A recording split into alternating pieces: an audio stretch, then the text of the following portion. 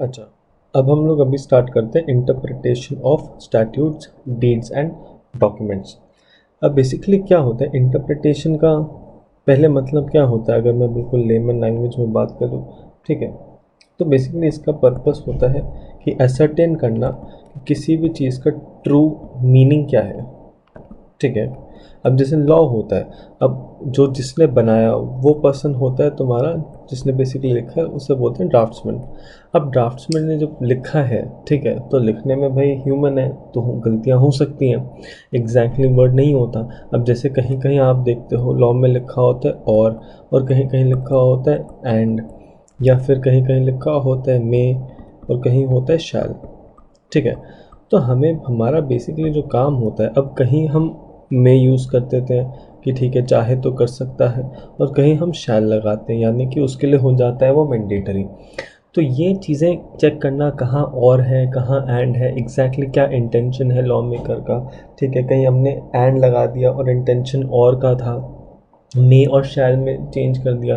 तो बेसिकली ये सब जो होता है ये पार्ट होता है तुम्हारा इंटरप्रिटेशन का। तो इसलिए इंटरप्रेट करना यानी उसका ट्रू मीनिंग हमें फाइंड आउट करना होता है, ठीक है। तो इसलिए बोलता है अब स्टैट्यूट्स क्या चीज़ होती है, तो बोलता है स्टैट्यूट जो है वो होता है एक written will of the legislature, यानी कि लेजिस्लेचर जिसने बनाया है लॉ उसकी मर्जी। तो ये हो गई हमारे जो लेजिस्लेचर है उसकी मर्जी, जैसे वसीहत होती है, विल होती है, तो वो क्या कहना चाहता है ये है उसकी रिटन विल। अच्छा, अब बात ये कि अपना जो कॉन्स्टिट्यूशन है वो स्टैट्यूट टर्म नहीं यूज़ करता, वो लॉ वर्ड यूज़ करता है। तो इसलिए बोला जाता है कि लॉ का जो तुम्हारा टर्म होता है इंक्लूड करता है any ordinance, order, by law, rules, regulations, notifications और कस्टम्स, ठीक है। अच्छा, अब अगर मैं देखूँ, मुझे क्या समझ नहीं आया यहाँ पे, ऑर्डिनेंस का मतलब क्या होता है मुझको ये समझ नहीं आया, ऑर्डर तो ठीक हो गया, मुझे बाय लॉ समझ नहीं आया, रूल्स रेगुलेशन जैसे इनकम टैक्स रूल्स होते हैं, रेगुलेशंस होते हैं, नोटिफिकेशंस होती हैं अलग अलग डिपार्टमेंट्स की, कस्टम्स होते हैं जैसे किस तरीके से ही काम किया जाता है, ठीक है। तो अपने को यहाँ पे जो समझ नहीं आया वो नहीं क्या है, ऑर्डिनेंस। तो ऑर्डिनेंस बेसिकली होता है कि जब कोई भी लॉ निकलता है तो जनरली क्या होता है उसको लोकसभा राज्यसभा में पास कराना पड़ता है। बट जब सेशन में नहीं है, लोकसभा राज्यसभा जो है वो सेशन में नहीं बैठ रहा अभी, और मेरे को कोई ज़रूरी है कुछ लॉ पास कराना है, तो इस वजह से अब काम तो रुक नहीं जाएंगे मेरे। तो इसलिए वो होता है जब मैं प्रेसिडेंट ऑफ इंडिया की जो परमिशन है और रिकमेंडेशन होती है यूनियन कैबिनेट की, तो मैं इशू कर देता हूँ। But later with in 6 months तुमको पार्लियामेंट से उसको अप्रूव कराना तो पड़ता ही है। तो यहाँ पे मैंने लिखा है ऑर्डिनेंस और बायलॉज का मतलब। तो ऑर्डिनेंस के लिए क्या बोलता है, लॉ जो कि अनाउंस्ड है या फिर प्रोमलगेटेड है by president of India on recommendation इसका यूनियन कैबिनेट का, और इशू किया जाता है जब पार्लियामेंट तुम्हारे सेशन में नहीं होता। और बाय लॉज होते हैं वैसे कि लोकल लेवल लॉ, जैसे पंचायत वगैरह जो बनाती हैं वो होते हैं हमारे बाय लॉज। तो ये सब इंक्लूड किया जाता है स्टैट्यूट के लॉ के मीनिंग के अंदर। फिर यहाँ पे बोला interpretation is the process of ascertaining the true meaning of the words used in a statute, ठीक है। अब एक बात बताओ, अगर लैंग्वेज जो है स्टैट्यूट का वो क्लियर है तो फिर कोई नीड ही नहीं है रूल्स ऑफ इंटरप्रिटेशन की। जब वैसे ही क्लियर है तो अलग अलग रूल्स बनाने की ज़रूरत ही नहीं होती इंटरप्रिटेशन की, क्योंकि सब कुछ क्लियर है। बट क्योंकि ऐसा नहीं है, ऐसा नहीं होता, इस वजह से ही मेरे को ज़रूरत पड़ती है रूल्स ऑफ इंटरप्रिटेशन की, ठीक है। आई होप अब आपको थोड़ा सा आइडिया लग रहा हो कि हमें क्या पढ़ना है इस चैप्टर के अंदर, ठीक है। तो रूल्स ऑफ इंटरप्रिटेशन का बेसिक जो पर्पस हो गया वो यही है कि कैसे मुझे इंटरप्रेट करना है किसी चीज़ को जहाँ पे कन्फ्लिक्ट हो रहा हो, वो हम सीखते हैं। इसीलिए इसने यहाँ पे भी लिखा कि in certain cases more than one meaning may be derived from the same word और sentence, it is therefore necessary to interpret the statute to find out the real meaning of the statute. यानी कि हमें words के पीछे जाके उसका असली मतलब देखना पड़ता है कोर्ट को, सो दैट असली intention of the law maker हमें पता लग जाए, ठीक है। और फिर एक चीज़ यहाँ बोलते हैं कि rules of interpretation are not binding, यानी कि वो हम पे बाइंड नहीं करते सिक्स सेंस के अंदर, सिक्स सेंस में जो कोर्ट है वो लुक करेगा सारे रिलेवेंट सर्कमस्टांसेस एंड जो बेसिकली तुम्हारा जो केस चल रहा है उसके हिसाब से देखा जाएगा कि किस तरह के उस वर्ड का मीनिंग इंटरप्रेट किया जाए।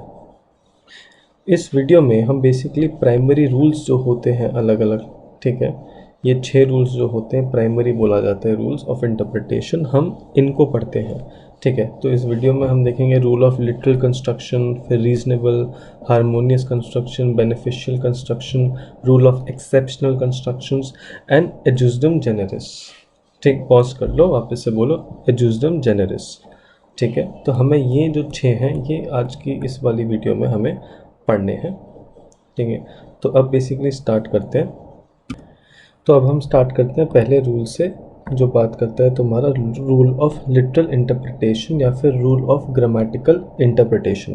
तो ये बेसिकली पहला रूल क्या बोलता है कोर्ट्स के लिए कि देखो भाई, सिंपल सी बात है, जो वर्ड्स जैसे लिखे हैं क्लियरली यूज़ हुए हैं उनको वैसे ही इंटरप्रेट करना है, यानी कि उन वर्ड्स का आप दूसरा मीनिंग या फिर आप अपने आप से ऐड या अपने आप से कोई वर्ड्स हटा नहीं सकते, ठीक है। तो यानी कि बिल्कुल सिंपल सेंस में आपने पढ़ना है वर्ड को एज इट जैसे उनको मीन करते हैं, ठीक है।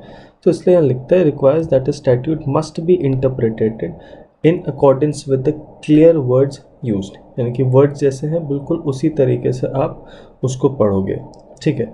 The first approach should be to read the words as they are, ठीक। तो इसलिए यहाँ पे साइड में मैंने लिखा हुआ है, एक बार इसको पॉज कर लो और उसके बाद कॉपी कर लो। तो क्या बोल रहा है कि the words should be read in their ordinary natural and grammatical meaning, ठीक। Courts should give literal meaning to the language used unless the language is ambiguous, यानी कि जब तक वो क्लियर ना हो तब तक आप बिल्कुल लिटरल सेंस ही रखोगे। एम्बिगुअस मतलब जो कि क्लियर नहीं है आपका। तो यहाँ मैं साइड में लिख देता हूँ नॉट क्लियर। तो अगर लैंग्वेज क्लियर नहीं है, ठीक है, तब अलग चीज़ है, बट अगर क्लियर है तो आप उसको उसके लिटरल सेंस में ही पढ़ोगे। If the language is plain and admits of only one meaning then there is no room for interpretation, यानी कि अगर सेम एक ही मतलब निकल के आ रहा है जो लिखा हुआ है, ठीक है, जैसे AGM नोटिस हो गया मीटिंग का, आपको 21 दिन पहले देना पड़ता है, तो क्लियर मतलब निकल के आ रहा है एंड देन ओनली जो वही मतलब है उसी को ही इन्फोर्स करा जाएगा। तो आप ज़्यादा दिमाग नहीं मारोगे जब सिंपल स्ट्रेट वर्ड से उसका मीनिंग निकल के आ रहा हो, इसलिए यहाँ पे बोला plain natural meaning to be given to the words हो गया, ठीक है। लिटरल सेंस में देखोगे would give rise only to anomaly और defeat the purposes of the act, ठीक है। मतलब क्या बोल रहे हैं, देखो the courts should adopt literal interpretation, यानी कि आप अडॉप्ट करोगे लिटरल को unless the language is ambiguous, यानी कि जब तक वो क्लियर कुछ ना हो, लिटरल सेंस अगर उसका देखा तो वो एनोमली में कन्वर्ट हो जाएगा, मतलब बेसिकली कुछ हटके। तो एनोमली मतलब तुम्हारा डेविएशन फ्रॉम नॉर्मल, यानी कि जो नॉर्मली होता है उससे कुछ अलग ही मतलब अगर निकल के आ रहा है या फिर वो डिफीट कर देगा पर्पस ऑफ द एक्ट को, देन उस केस में आप ये रूल नहीं लगाओगे, ठीक है। अच्छा, फिर यहाँ पे नीचे कुछ उसने अलग अलग कुछ बातें दी हुई हैं कि every word to be given a meaning, यानी कि हर वर्ड को आप एक मीनिंग दोगे। Omissions are not to be inferred, यानी कि कोड अपने आप से नथिंग कैन बी एडेड और taken away from a statute unless there is some justifiable ground to make the inference that the legislator intended something which is omitted to express, यानी कि normal sense में अगर मैं बात करूं तो आप अपने आप से कुछ ऐड नहीं कर सकते और ना आप कुछ उसमें से हटा सकते हो, ठीक है, अनलेस कोई जस्टिफाइबल ग्राउंड है कि हाँ जो इंटेंशन था वो एक्सप्रेस करना उससे ओमिट हो गया था। अच्छा, फिर बोल रहा है कोर्ट्स कैन नॉट लेजिस्लेट, यानी कि वो अपने हिसाब से supplying a meaning by the court would amount to creating a legislation and not interpretation, यानी कि कोर्ट अपने हिसाब से मीनिंग निकालने लग गया जो लिखा है उसको इग्नोर करके, तो भाई तुम इंटरप्रिटेशन कहाँ कर रहे हो, तुम तो लेजिस्लेशन क्रिएट करने के लिए आ गए हो, ठीक है। फिर वही anomaly in words would stay, तो इसके लिए बोला है literal interpretation would should be followed even if it causes hardship to a certain extent, यानी कि उससे कोई फ़र्क नहीं पड़ता, इवन इफ अगर किसी को हार्डशिप हो रहा है उस वजह से, तो भी हम उसको फॉलो करेंगे।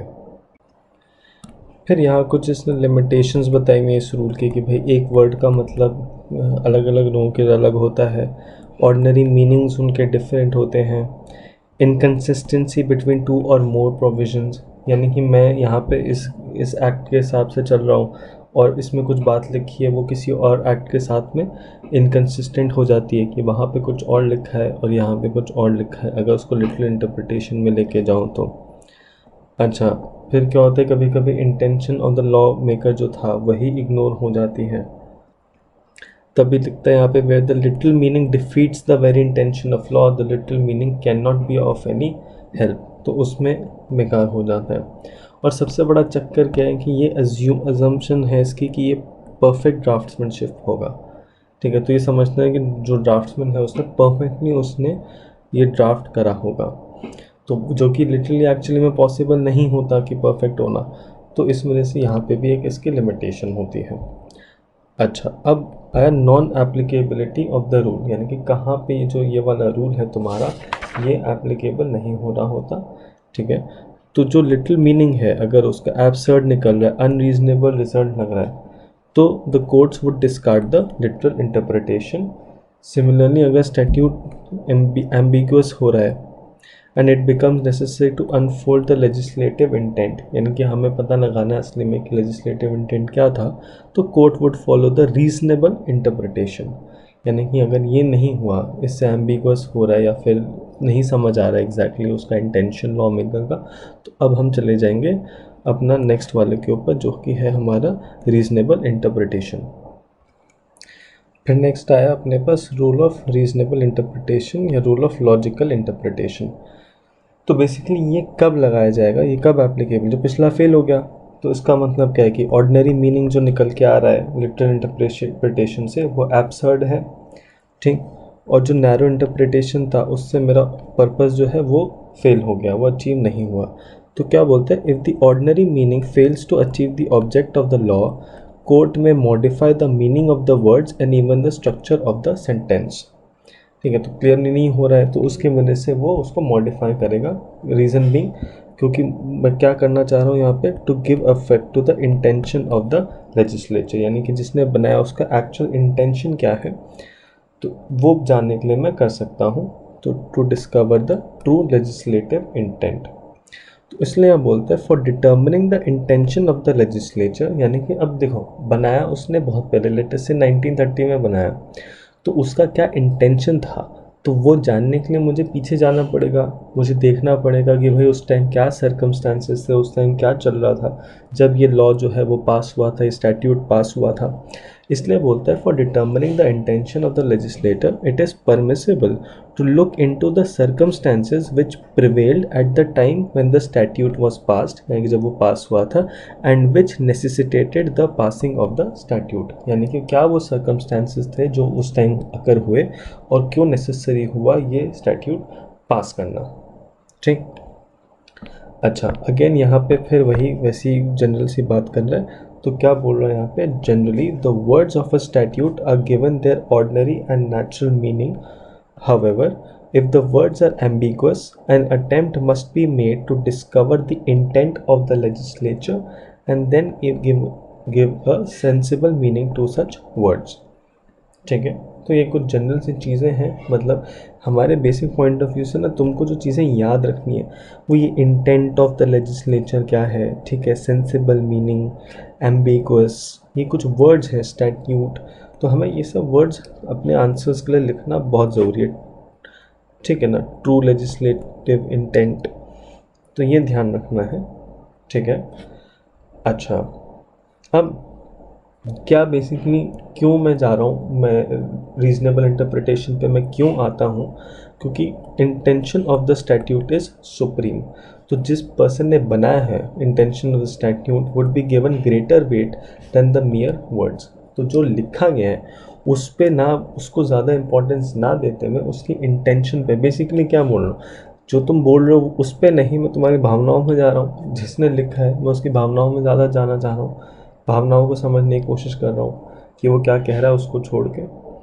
अच्छा, और दूसरा क्या होता है, फॉल्टी ड्राफ्ट्समैनशिप हो जाती है। तो जैसा कि अभी पहले बात करी थी कि भाई हो कि हम ये एज्यूम करते हैं उसमें कि ड्राफ्ट्समैनशिप जो है वो परफेक्ट है, बट नेचुरली इंसान ने बनाया तो ज़रूरी नहीं कि वो परफेक्ट हो ही, तो इस वजह से यहाँ पे दिक्कत आ जाती है। तो इसलिए बोलते हैं, however, before interpreting a statute in this way, the court must be abundantly sure, यानी कि sufficiently तुम श्योर होने चाहिए कि जो intended purpose जो है वो तुम्हारा क्लियर है, यानी जो intended purpose वो क्लियर होना चाहिए। and by inadvertence the draftsman failed to give effect to that intended purpose, यानी कि जो तुम्हारा ड्राफ्ट्समैन था ड्यू टू हिज इनएडिक्वेसी, यानी कि अपनी इनएडिक्वेसी की वजह से वो पर्सन जो है ही fail to give effect to that intended purpose. और ये इंटेंडेड पर्पस है क्या, जो तुम्हारा स्टैट्यूट का है, जो कि तुमको पहले क्लियर हो गया था। तो कोर्ट तभी ये अप्लाई करेगा जब वो सफिशिएंटली श्योर है कि हाँ भाई जो प्रोविज़न इंटेंशन क्लियर निकल के सामने आ रही है, और जो ड्राफ्ट्समैन है वो अपनी इनएडिक्वेसी की वजह से उसको क्लियरली एक्सप्रेस नहीं कर पाया। अच्छा, फिर ये अब बात कर रहा है यहाँ पे कि non applicability of this rule. अब जहाँ ऑर्डिनरी मीनिंग तुम्हारा क्लियर है तो वहाँ तो रूल ऑफ लिटरल इंटरप्रिटेशन लग गया होगा, वहाँ तो ज़रूरत ही नहीं है ऑर्डिनरी इसको लगाने की। तभी बोलते हैं there is no need to go further and so little construction shall be enforced, यानी कि वो तो वहीं लग जाएगा। और ये कहाँ नहीं लगता, जहाँ पे रीजनेबल कंस्ट्रक्शन लगाने के बाद it results in absurdity, injustice या इनकन्सिस्टेंसी, यानी कि ये लगा दिया ठीक है और उसके बाद कुछ अलग ही मेरे को मतलब बिल्कुल एब्सर्ड इलॉजिकल सी चीज़ या इनजस्टिस होगा या इनकन्सिस्टेंट होगा किसी और प्रोविज़न के साथ, तो यहाँ लिख लो इनकन्सिस्टेंट विद अनदर प्रोविज़न, तो ऐसा भी हो सकता है। तो तब मैं यहाँ पे ये non applicability of the rule लग जाएगा।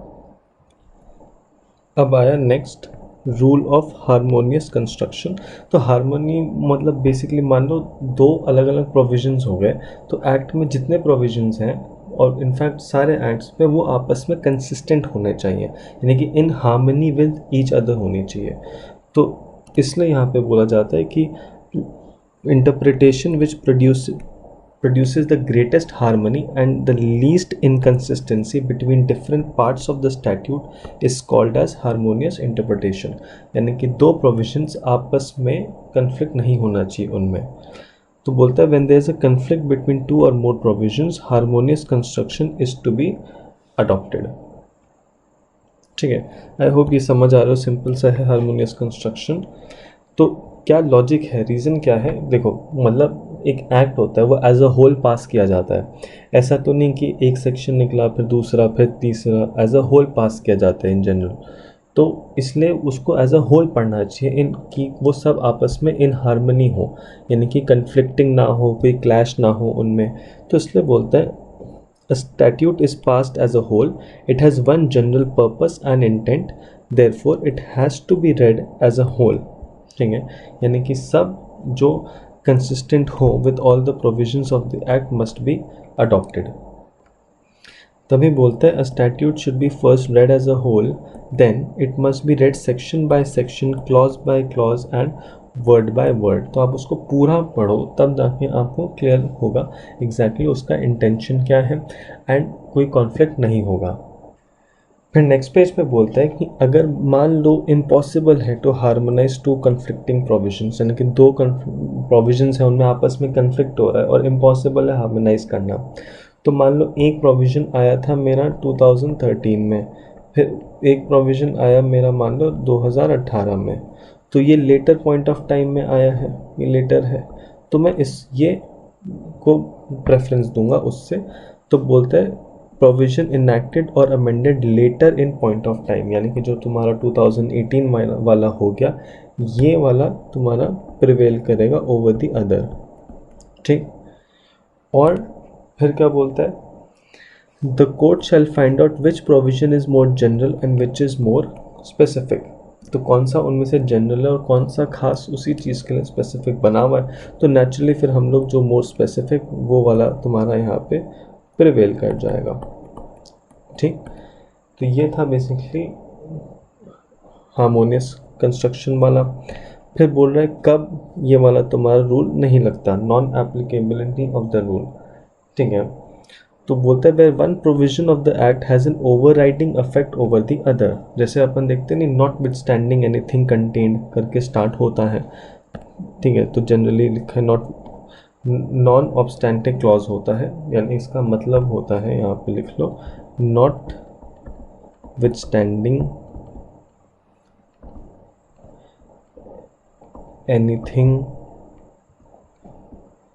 कंटेन्ड इन अदर सेक्शंस या क्लॉजेस हो गया।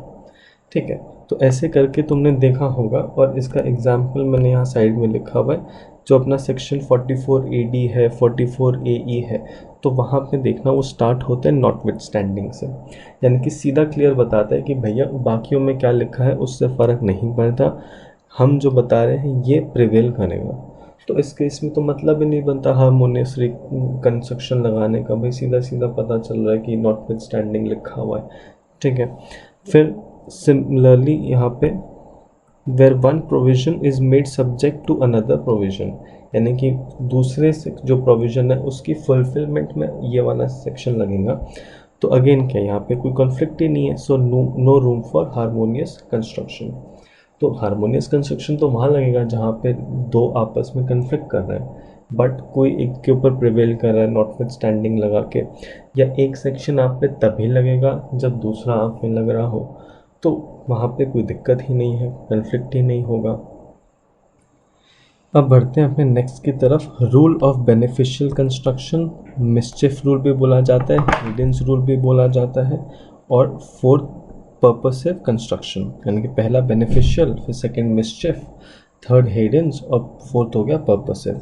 अब एक चीज़ देखना, यहाँ पे इस रूल का मतलब क्या बोलता है, मिस्चिफ रूल, यानी कि क्या कुछ गड़बड़ हो रही है, कुछ मिस्चिफ हो रहा है।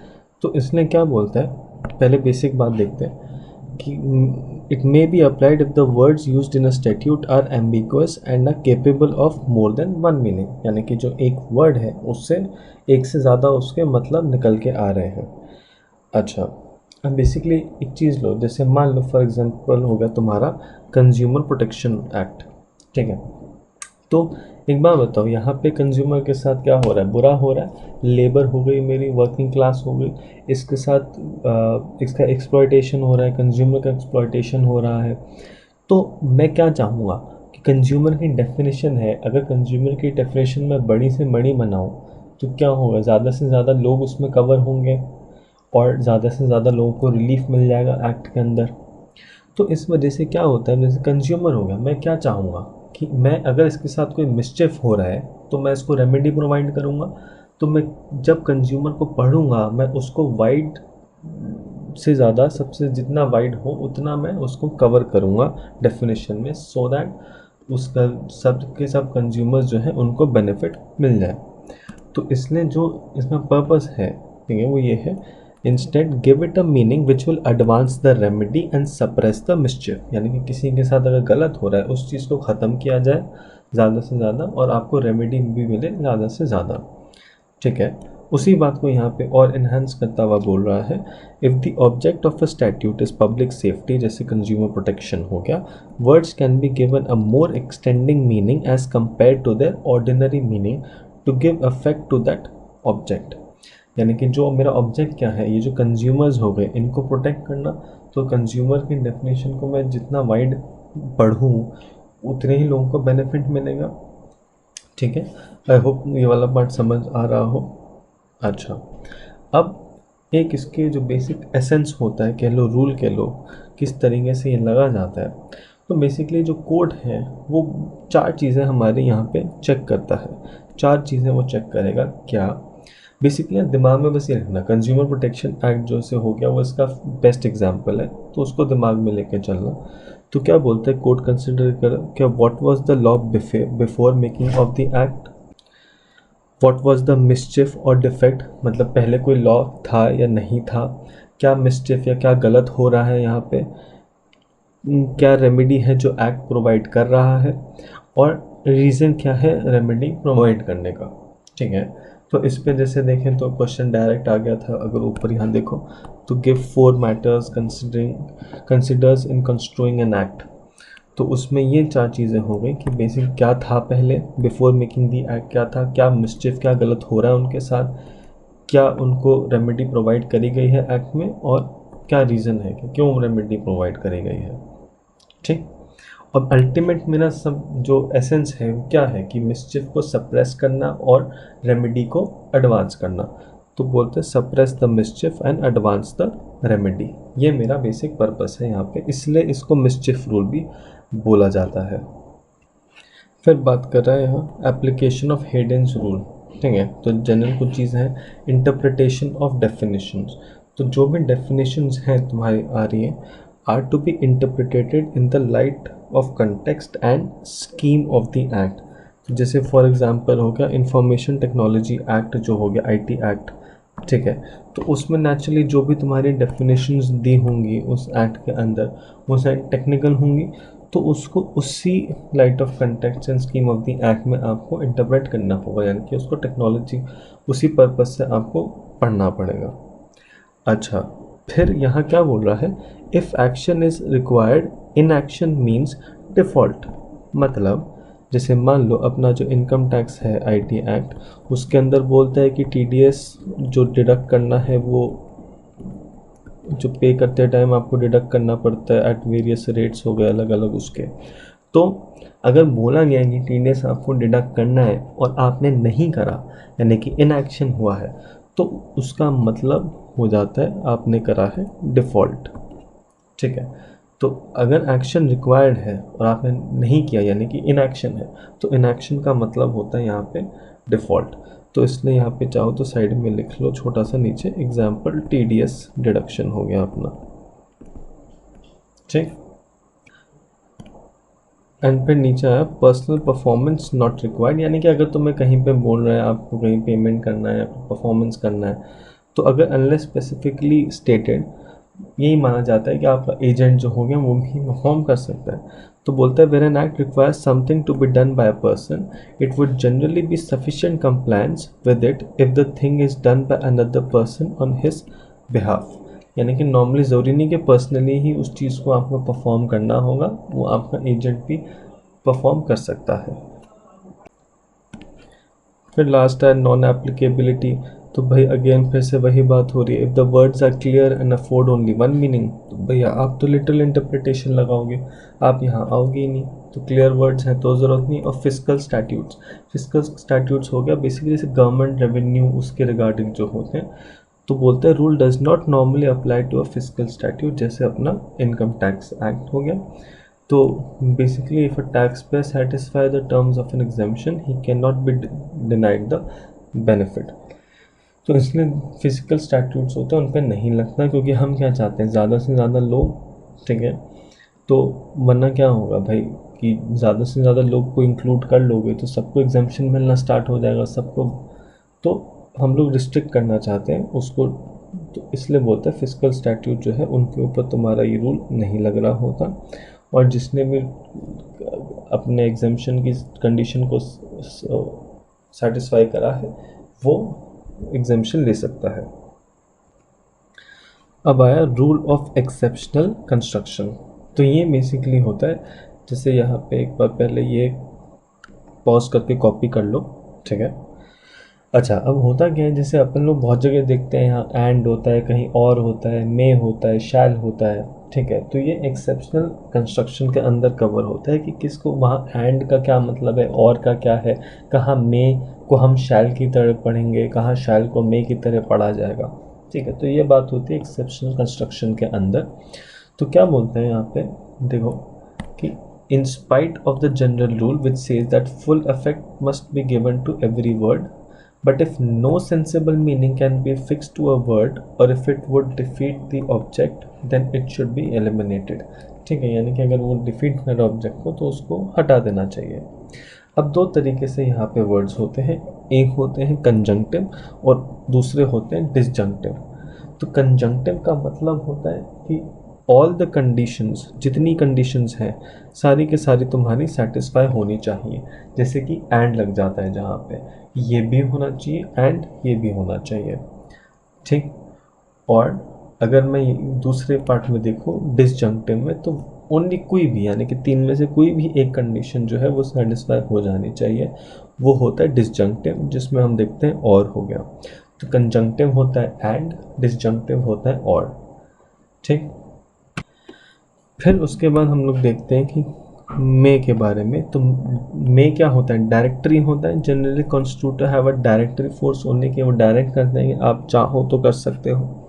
बट काफ़ी बार क्या होता है कि हम मे को भी एज मैंडेटरी फोर्स पढ़ लिया जाता है, यानी कि लिखा होता है कि मे है बट उसको शैल की तरह ही पढ़ा जाता है। जैसे फॉर एग्जांपल अगर कंपनी लॉ की मैं बात करूँ, तो कंपनी जो कि लिमिटेड बाय गारंटी होती है, उसमें मेंबर्स में लिखा था members may contribute to assets of the company in the event of winding up, ठीक है। तो ये साइड में लिख लेना एक बार। तो यहाँ पे ना बात ये, इसने मे पढ़ लिखा हुआ है, तो कहने को तो मे है but company members may contribute, तो बट उसको पढ़ा शैल की तरह जाता है, ठीक। फिर उसके बाद अगर तुम कंपनीज एक्ट 2013 का सेक्शन 1 देखोगे, तो वहाँ पे लिखा जाता है एक कमाल की बात, क्या लिखता है ये, दिस एक्ट में, यानी कि दिस एक्ट में बी कॉल्ड कंपनीज एक्ट 2013।